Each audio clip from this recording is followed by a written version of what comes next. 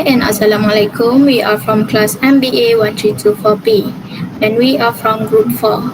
Today we are going to presenting about Tony Fernandes, who is CEO and founder of Air Asia. Before that, let's introduce our group members. Hi, my name is Muhammad Rosdian bin Dion. Hi, my name is Nur Ashra binti Abdullah. Hi, my name is Filza Hanani binti Zainul Arifin. Hi, my name is Anissa Sofia binti Sharudin. My name is Muhammad Zafran Hafizi bin Zairi. Hello, I'm Nur Aina Patricia binti Abdurazak. Next is our background of the leader. Let me introduce one of Malaysia's most successful entrepreneurs, Tan Sri Anthony Francis Fernandes.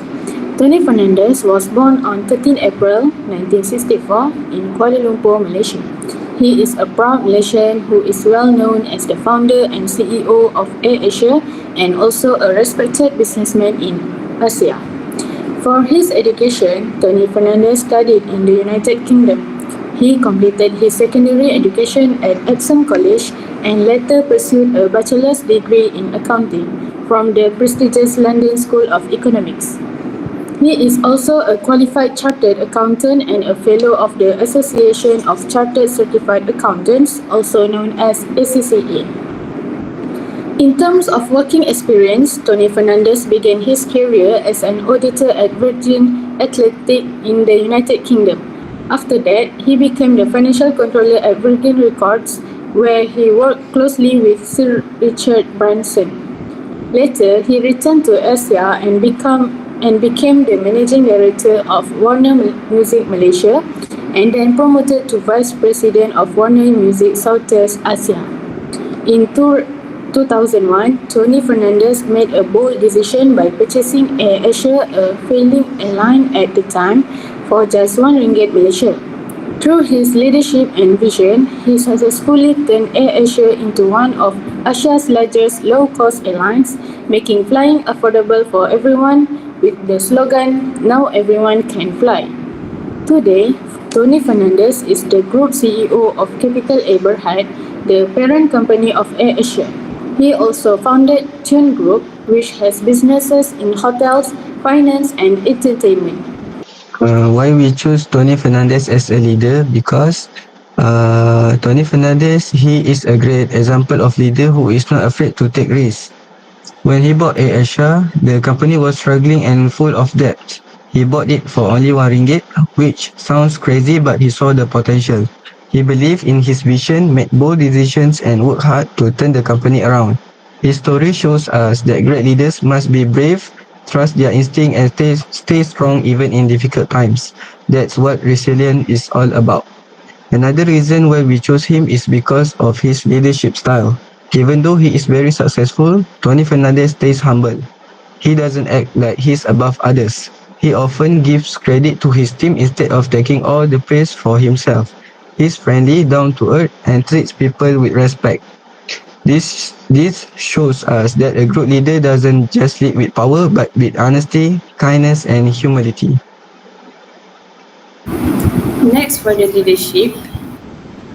Good leadership is crucial in any organization. A good leader guides the team, provides motivation, and helps everyone work together towards a shared goal.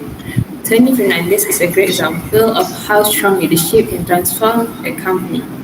The first leadership trait shown by Tony Fernandes is his ability to craft a clear and compelling vision. He envisioned Air Asia as a low-cost airline that will make flying affordable and accessible to more people across Asia. His goal was to connect different cultures and allow millions to fly for the first time. By focusing on efficiency and innovation, he reduced costs without compromising safety. This vision turned flying into a symbol of freedom for many customers. The second key leadership trait is empowering employees through trust and autonomy. Tony Fernandes believed in trusting his team, and allowing them to make decisions. He introduced an open door policy that encouraged communication at all levels of the organization. By giving employees the freedom to innovate and take ownership of their works, Asia became more agile and efficient. This empowerment led to better customer service and smoother operations. The third trait is fostering a culture of innovation. Tony Fernandes encouraged employees to challenge the norm and share their ideas. Third, he launched initiatives like IT competitions and cross-department collaboration to get input from all levels of staff. His belief that innovation can come from anywhere result in improved operation, cost saving, and stronger employee engagement. Okay, now I would like to talk about the leadership powers of Tony Fernandes, the founder and the former CEO of AirAsia. First, he showed legitimate power as the official head of a company.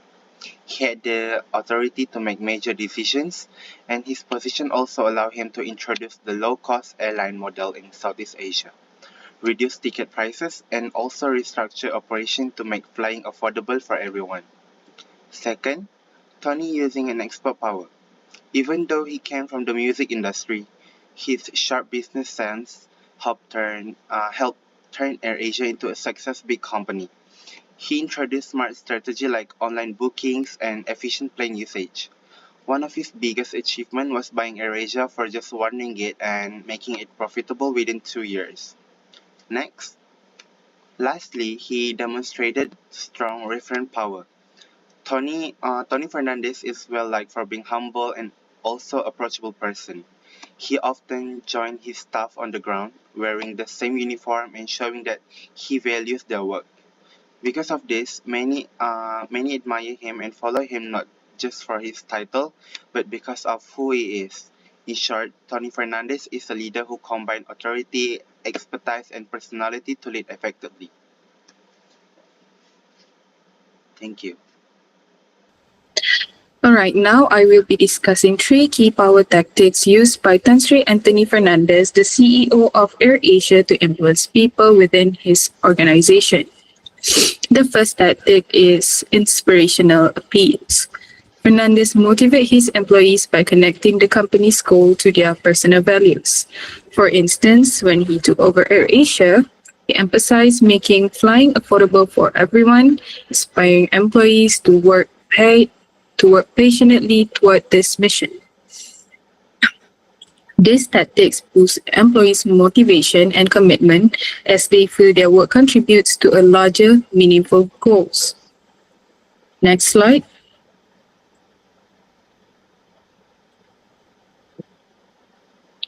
Okay, the second tactic is rational persuasion. Fernandes used data and logical arguments to persuade his team. For example, he presented clear plans to transform AirAsia into a low-cost carrier, gaining support through well-reasoned proposal. By using facts and logic, Fernandes built trust and helps employees understand decisions, leading to better cooperation.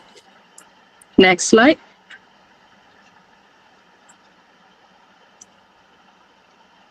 And the last one is consultation. Fernandes involved his employees in decision-making, especially during strategic change. For instance, he consults his team when launching new routes, empowering them and creating a sense of ownership. This tactic fosters collaboration and reduces resistance to change, as employees feel valued and respected. Alright, for the conclusion, Tony Fernandes is a beautiful example of how true leadership comes from the heart. His kindness, humility, and vision have touched the life of his employees, making them feel seen, appreciated, and inspired. By leading with empathy and encouraging open communication, he creates more than just a workplace. He builds a family where everyone matters. His simple actions like wearing the same uniform and working side by side with his team show that a great leader lifts others up, not by standing above them, but by standing with them. This kind of leadership doesn't just achieve business success, it creates loyalty, passion, and a sense of purpose. We truly hope that in the future, more leaders will follow his footsteps, leading with compassion, courage, and heart. Because when people feel valued, they don't just work harder, they shine brighter and together. That's the end of our video presentation. But before that, let's watch a short video about Tony Fernandes. I kept saying, give me 20 million. He said, get me my room. I said, give me 20 million first, I'll get you the room. He said, what's the 20 million for? I said, I have an idea to start an airline. He said, okay, get me the room, we'll meet when I come back. So he came back, because he was an investment banker. I don't know where to get money from, isn't it? And we had like 1 million ringgit. That's all we had. And I said, what's the idea? I said, I'm seeing Stelios Avizio on TV, I want to start this low-cost carrier. I think there's a huge market for it. He said, okay, let's do it. He says, I'll match you. I said, okay. I said, I want to have 1% more than you. I said, okay, fine, done. And we shook hands. That was it.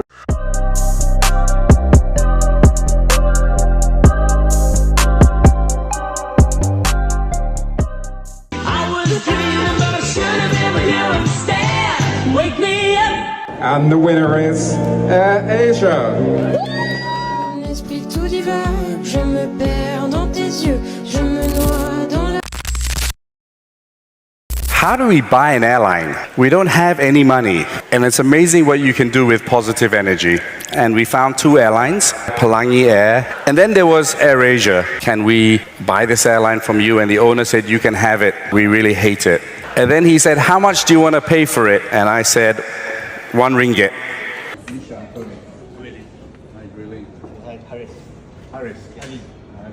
If you over-plan it, if you overthink it, if you overdo it, nothing will ever happen. People overthink sometimes, people overthink, and life is actually quite simple.